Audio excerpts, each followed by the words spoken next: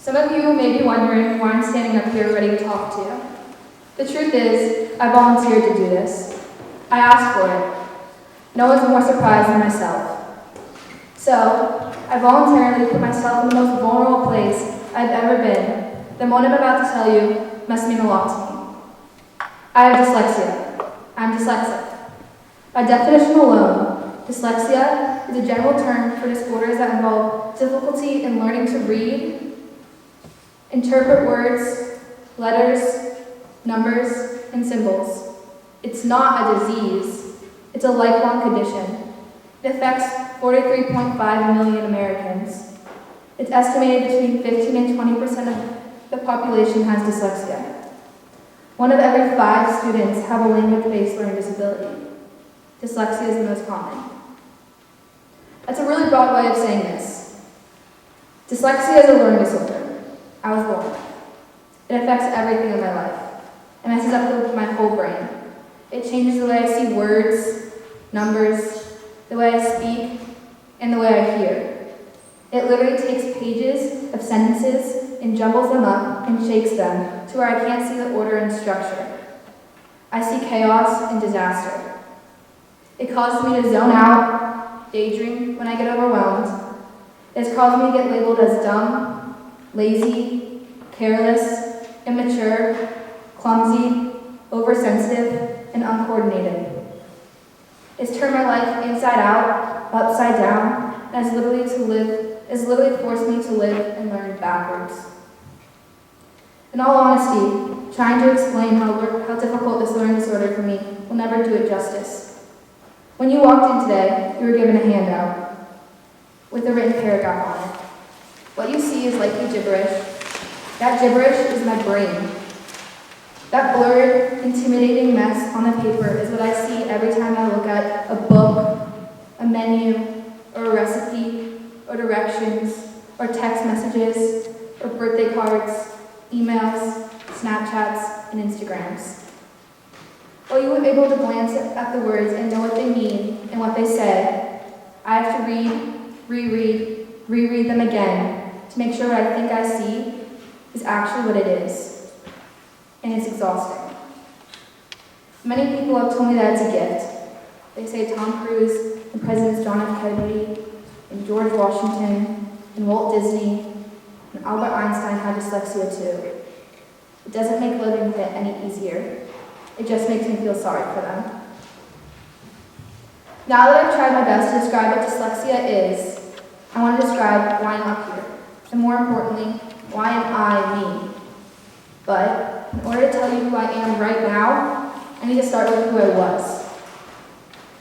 My parents named me Eugenie Lucia when I was born, after my grandmother. They told me to name me after her because she was the strongest person they knew. I would like to think if they'd known I was born with dyslexia, they would pick an easier name to pronounce and spell. It's kind of why I go by Lucy. It's much easier. But it turns out my grandma is the biggest fighter I've ever met. So I'll take the difficult name and accept that I'm Eugenie for a reason. I was a happy baby. I was told that I ate, slept, and rarely cried. I was born second, after my brother, Jack. I walked and talked and grew up like most babies do.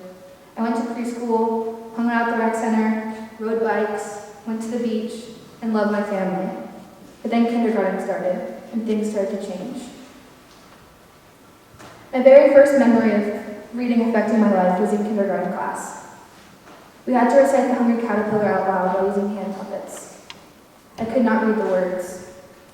The teacher kept correcting me, and I was so frustrated that I just went a completely different route and made my own version of the story. The teacher told me I wasn't reading the actual story. I told her it was too boring and I liked my version much better. That was the beginning of me learning different skills to hide what I didn't know. I could not read. Where kids read and see the word T-H-E, my brain saw T-E-H. I faked my way through kindergarten, first grade, second grade, and then I got to third. My teacher was strict and unforgiving. She made me feel ashamed and stupid. She told my parents I was lazy and unmotivated. I would sit at my desk with tears standing up in my eyes every single day. I tried so hard to impress her. I want her to believe in me more than anything. I went to the library and checked out the thickest, heaviest book I could find, and I would carry it with me everywhere I went. I begged my mom to take me for an eye exam, and I faked my way into a pair of reading glasses. I thought they made me look smart, I thought. I would find a way to text the kindest, smartest person, and I would beat spelling questions and multiplication facts into our conversation. I never wanted anyone to know I couldn't read. I was embarrassed and ashamed and scared. It was the only secret that I'd ever been able to keep. Turns out you can't hide from the truth forever. I wasn't fooling everyone. I was officially diagnosed with dyslexia at the end of 3rd grade. I won't bore you with the details, but my diagnosis didn't change anything for me. There wasn't a pill I could take to make it go away, no operation to change the way my brain worked. People told me that school was going to be difficult. I'd have to work harder than everyone. What most kids could learn in 1 hour would probably take me 3. I didn't have it easy. I wasn't chosen for a lot of things. Student government, clubs, sports teams. I was so used to not getting chosen that I started to take myself out of the race and not try at all. I became sad and insecure and petrified all the time. I felt stupid and I felt rejected. I wanted to be anyone but myself. But then a miracle happened. For the first time in my life, I was picked. With the support of my teachers, tutors, family, and one incredible friend who loved and supported me through everything, Bishops took a chance on me. I'm sure you're wondering why I would even want to be at a place like Bishop with such a big academic place. In all honesty, you aren't wrong. School is going to be hard for me no matter where I went. My brother Jack was already here, my dad went here, as well as all my aunts and uncles. I didn't want to be different, I just wanted to fit in. I wanted a chance. Fitting in has always been an issue for me. My heart wants me to be camouflaged, myself into the background, and not make too much noise, and just kind of skate by. But my head wants to be loud, often obnoxious, and sometimes disruptive, and a scene maker. I know it's annoying, it's a conflict I have between my mind and my body. One of the hardest things I've ever had to admit is I make fun of myself before someone else has the opportunity. I do this because hearing an insult I know someone's going to give me hurts less when it comes out of my own mouth. When I hear it from someone else, I break inside. I will try not to let you know it, I'll hide it the best I can, I'll pretend I don't care, and I'll laugh.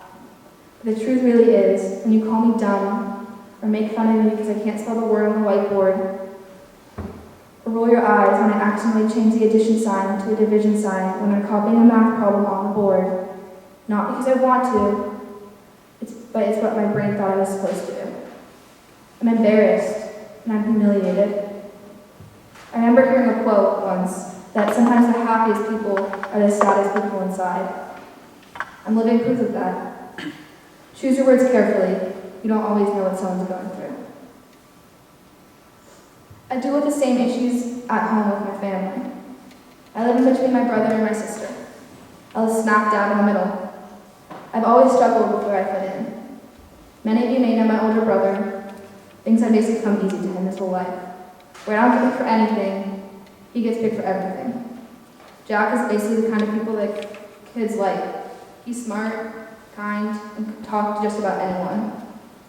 He's the most inclusive person I know, and he would give the shirt off his back for anyone. He's just that kid that things work out for. People believe in him, and they fight for him. He's one of the most important people in my life, and he protects me. He's my best friend. And I know my parents are proud of him, and so am I. And then there's Coco. Coco's the baby, but she's the toughest kid I've ever met. She's a superstar in athletics. She not only makes every team, she makes a team she doesn't even try out for. Athletics come easy to her. She has a gift. Coaches call, and she plays, and then they call some more, and it just doesn't stop. I know my parents are proud of her, and I know it makes them feel good. But then where does that leave me? Where do I fit in? Are they proud that school's hard for me and I have to work 3 times harder than everyone else? and that I don't get accepted to a club or a sports team, the feeling that this gives me is not something I can describe. It just makes me want to avoid the hard stuff, the subjects that make my head spin, the competition or tryout, or even addressing the difficulty of a simple test. I'm so afraid of disappointing the people that I just take the hit, fall, and hurt myself with failure before someone else can. My parents don't let me feel sorry for myself. Dyslexia is something you have, Lucy. We will never let it make you who you are. And they are right. It's not who I am. It's something I have to cope with, live with, and survive with. I've found myself meeting people who would trade their disability for mine in a heartbeat. I have just recently started to understand that I could feel sorry for myself, or I could just own who I am. I started to understand how lucky I am. Failing is easy for me. Picking myself back up is my greatest gift. I'm resilient. I'm learning to be strong. Instead of focusing on all of the negativity that people have torn me down, and trust me, there's been a lot, I started to appreciate and call on the people that have helped me the most. Miss Berry, who fought to let bishops give me a chance. Miss Beamer, who had the patience when there probably wasn't much left. Miss Coleman, who never let me down. Miss Miller, who made me feel good every single day. Miss Smith, who supported me. Mr. Johnston, who made math something I look forward to and took my phone calls at night and met with me before school in the morning. Mrs. Asari, who never... She's there for the hard moments and the good ones. She never let me feel alone and sad. She will always try to make me a better person. She'll always put me before her. She's the most kind, loving, selfless human on this earth, and she is my world. My dad.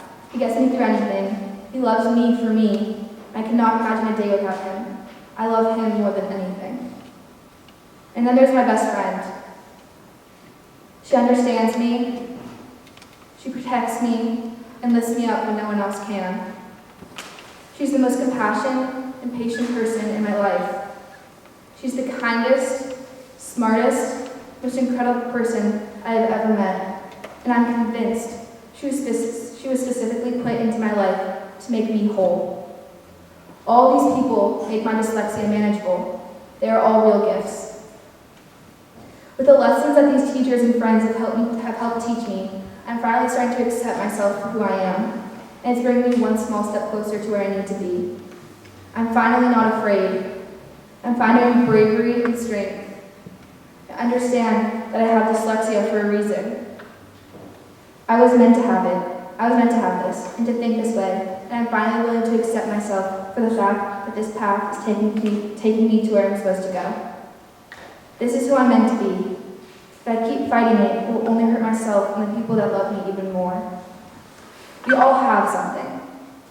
This year I've learned that if we let the numbers in our life take over who we are, our GPA, our height, our weight, our test scores, and how many likes we get on a simple picture, we all need to stop letting these numbers make us who we are. I need to stop letting them define me. We are all enough. We are all perfectly different. We need to stop apologizing for who we are and stop being ashamed. We all feel like outsiders sometimes. And by being brave, we can move forward. I'm learning that by reaching out and telling our stories and admitting our faults, outsiders will find a way inside. If we do a better job at choosing our words and accepting people for their differences and understand that we are all the same, we'd find more comfort more often. Tearing each other down and picking one another apart accomplishes nothing. Try to find compassion and empathy for one another. Last year, I was sitting in science class and we were handed back a test. I got an 89%. I was so psyched. I took a photo of it and sent it to my mom. The girl sitting next to me saw my score and asked if I was okay.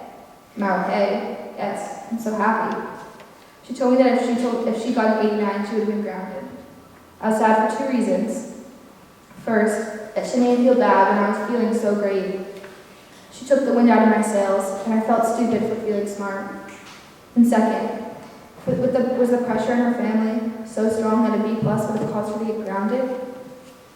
I was going home with a smile on my face, and she was going home to be grounded. I was so sad for her.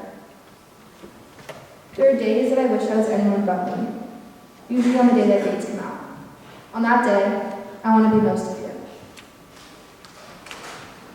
But on most other days, I would not trade the gibberish and the frustration and the scars.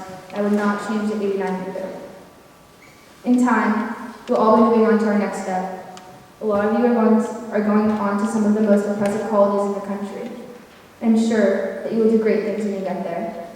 There are two things that living with dyslexia has taught me that I think we should all know. First, no matter where you go and no matter what you do, if you don't learn how to fail, you will fall. And second, if you don't have compassion for others, you will celebrate your greatest accomplishments alone. Miss Broderick shared a quote with me last year. It is, "Your wound is probably not your fault, but your healing is your responsibility." This quote hangs on the wall of my kitchen at home today. It's the truest thing that has ever been said. My wound is dyslexia. I didn't ask for it. I didn't do anything wrong to get it. I didn't cause it to happen. By standing up here today and finally being honest and open about who I am, I'm making a deal with myself. This is a new beginning.